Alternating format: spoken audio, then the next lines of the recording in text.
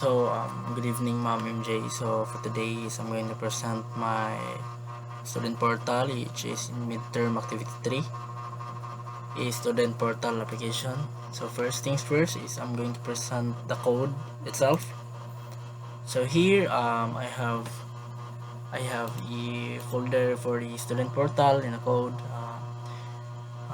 For the next is we're going to search in the SRC and the app as we input here all the codes that provided. So first one, we have here the layout.tsx.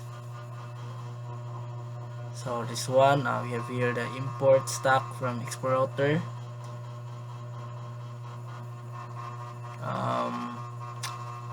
So in this case is muna siya ang for our we import a stack for a screen navigation. So the next one is import safe area provider from React Native safe area context. So in this case is to import a safe area provider just to para dili matabunan ang UI status bar. So we create this one. So the export default functions root layout. So muna siya ang main layout in our applications. Then we have also here a global style for all the screens. Then next is stock screen index, student filter. This is for our home screen. Stock screen for profile. This is our for profile file, profile screen, stock screen about, and this is for our about, then stock screen name contact, then this is for our contact profile, contact screen. So next one, so for our about,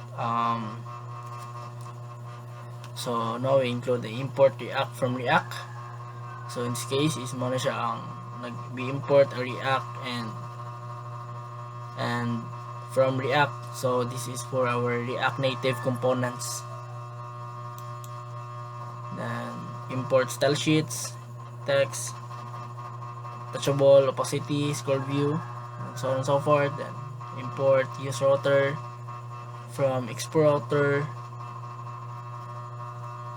So to navigate between screens.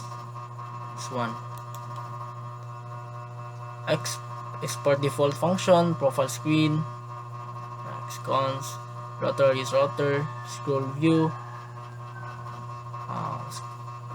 para scroll on and to see the content view.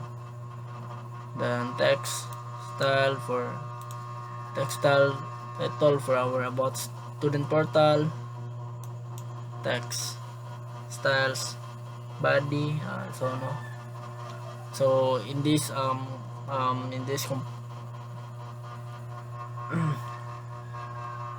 screen is to display the about of the about sections in the portal. So the students portal application provides students with direct access academic records built-in. Then return home, so balik siya sa index. So and so on and so forth. And I have here also the styles itself. So we have here the scroll container, flex, grow one. So this method is kanang in any sizes siya mo, kanang flexible siya in any sizes. So murag mukha na siya kanang mo direct siya kanang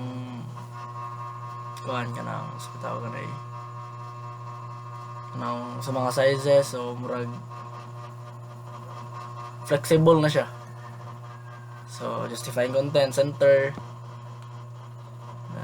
card, so section title, then for our about. So it's the same thing with the for our contacts, it's the same thing with the about screen. So we import, then React for our native components, React Native. Then so kaning kon kay diri mag-display ang atong contact details, which is the contact support, then applications for campus, then the email support, video Diransoyman, then number hotline, office region, student affairs, then return. Then the next is for our index. So ang atong index ay mao na atong home screen, which is na naka-display diri ang welcome student, then manage your academic information seamlessly. So student profile, we have here the view your personal academic info. This one about portal, contact support. Then nag-display lang diri ang mga ang need i-display sa home screen. So for our profile, no, we have here also displaying our profile, which is Ayman, then undergraduate student, then ID, student ID, state entry, program, basic information technology, then year level, 40 year status, then enrolled, then so on and so forth. Then that's all, and so let's proceed for our output.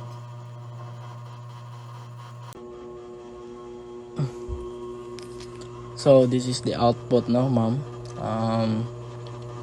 As you can see here, we have here this welcome student, the student portal. This is for our home screen.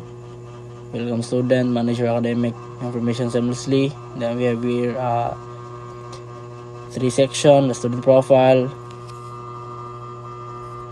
about, portal, and contact support. So first is we're going to go to student profile. So it display our student profile, which is the student ID, program, then year level and status, then name, then undergraduate, then if we click the return to home, then going to the home screen, and let's proceed to the about portal. So it display here the about student portal. The student portal application provides student with direct access to academic records, courses, resources, and administrative channels. Then it built with modern React Native and Blackbox components, ensure responsive performance across mobile and tablet devices. So if we click to return home, then the next is to click the contact support. So here it displays our contacts, our contacts. So the email support, I have here VJ Diransoyman, my SMC Ligan, then phone hotline, my number, then office location, and students affairs, CC2, mga input lang ako, and then yeah, that's all, ma'am. So thank you.